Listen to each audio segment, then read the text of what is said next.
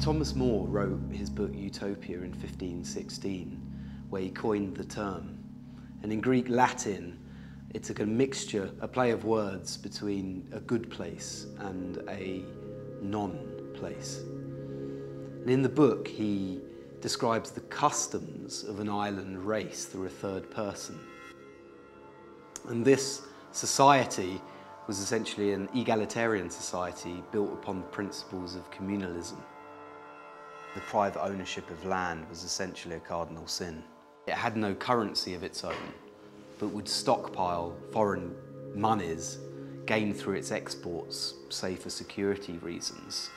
For example, employing the Venalian race to fight its own wars, who were generally perceived by the Utopians as a kind of savage people.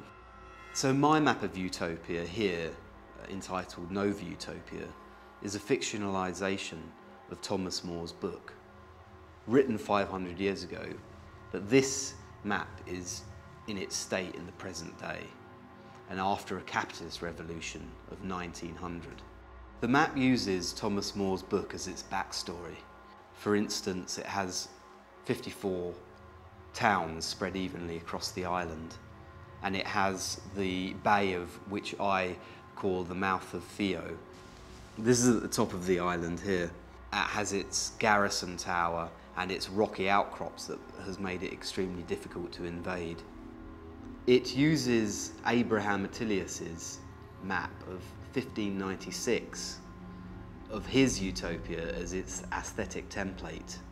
So it mirrors Attilius's coastline and shape.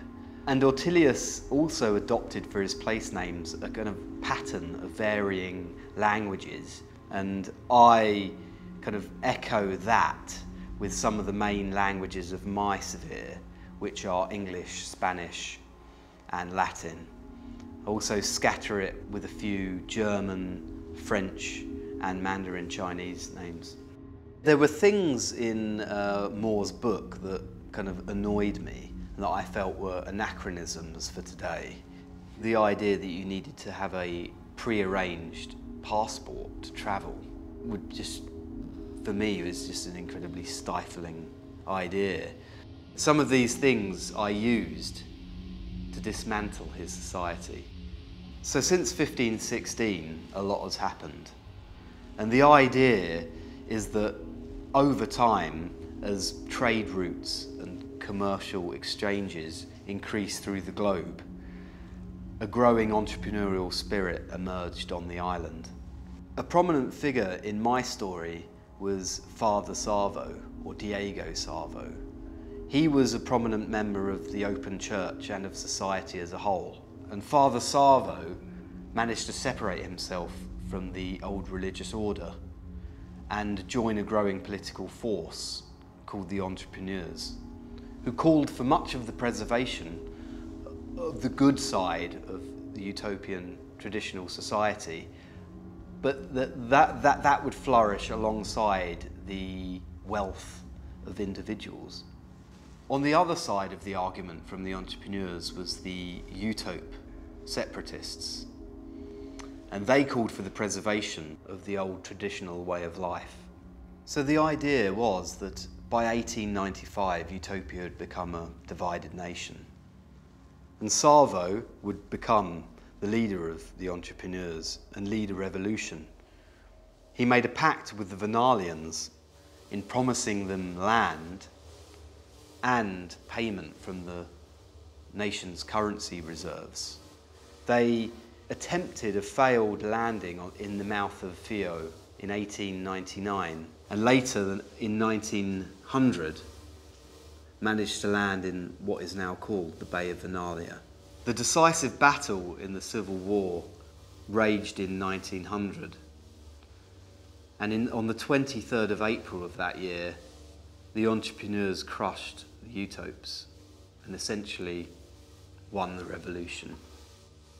After the revolution of 1900, the nation was renamed Nova Utopia. Individuals and small groups were encouraged to set up their own utopian projects. Nova Utopia created its first currency, the dinero. It became a prosperous nation, a good place to do business. and its capital city spread, Air Castle. But of course here there's this kind of Spanishization of the word to Castillo Ere. So private enterprise and land ownership paved the way to what the entrepreneurs heralded as the Golden Age. The price that Utopia is paying for its peace now is mass tourism. Everything on the island, including the natural surroundings, have become commodities for sale. And it, in a way, is selling its soul to the tourist devil. So the nation now has become a series of separate regions that are quite distinct from one another. So Fio is the industrial region on Utopia. Because of the curtailment of much of its industry, it's started to see a number of social problems and dilapidations occurring. I include here also Zvorf-Cinder. It has the idea of the radiant city that has now fallen into disrepair. Prora is named after the mass tourist destination never finished by the Nazis, built on Rügen Island on the Baltic coast. It is the mecca for mass tourism and package holidays, and is one concrete strip following the vast beaches. So Sapientia is a kind of word denoting wisdom. It has its sunset coast and Stana Bay, because this is the area for retirement homes. So Munus is a kind of denotation of functionality in Latin, and this is where Castilla Era, the main capital city, exists. I mean, it has its banking quarters. Of course it has its city breaks, because this is Leisure Island, right? Flosseris is a kind of play on the figurative Latin word for cream. This is the region for the rich and the super rich, with its Golf del Arondo. Arondo is kind of gold. And you know, it has its Guggenheim and Louvre on the coast, and its luxury resorts. So Mosris is the region where you'll find like the sleepy fishing villages and your cottage holidays, and of course the kind of NIMBY culture that comes with that. Activa is where the young and sporty hang out, and all the paraphernalia that goes along with that side of culture. Every utopia needs a beam of light, you know, in it, and I picked the irony that the only parts left in public hands on the island is the road network. Perhaps ironically, because that would be associated with privatisation. But it's on the laybys that these picnic areas exist. The picnic movement started in the area of Sacrum. There's a number of green pathways that are slowly spreading through the island that kind of pass land where the owners of the land kind of agree in the public right-of-way. So these picnic areas have become places for meetings, gatherings and barbecues, etc.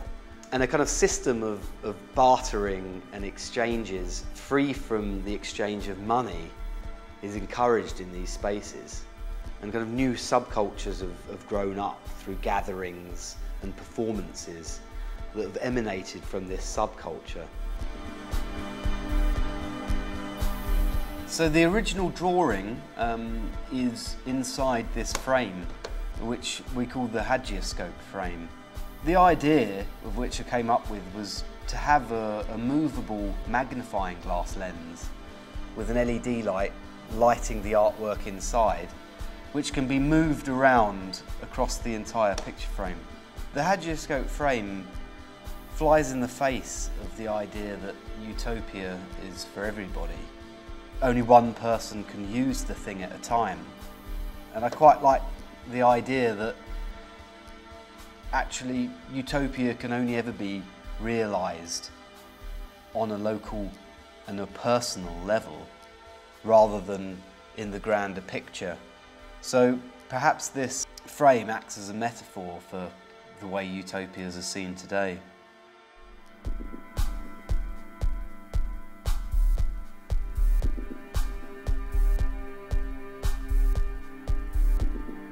Utopia remains an enduring concept for me, and I think for many people it's revisited over a number of years. It essentially talks about a kind of human desire to create order and unity in the world. What this map is essentially is a collection of a number of utopian and dystopian manifestations. Some that I yearn for, and also some of the things that I wish didn't exist in society. But what it is a mixture of the two, a kind of compendium of alternate forces. This work is a comment on some of the questions that surround the politics of space and what also constitutes private and public land.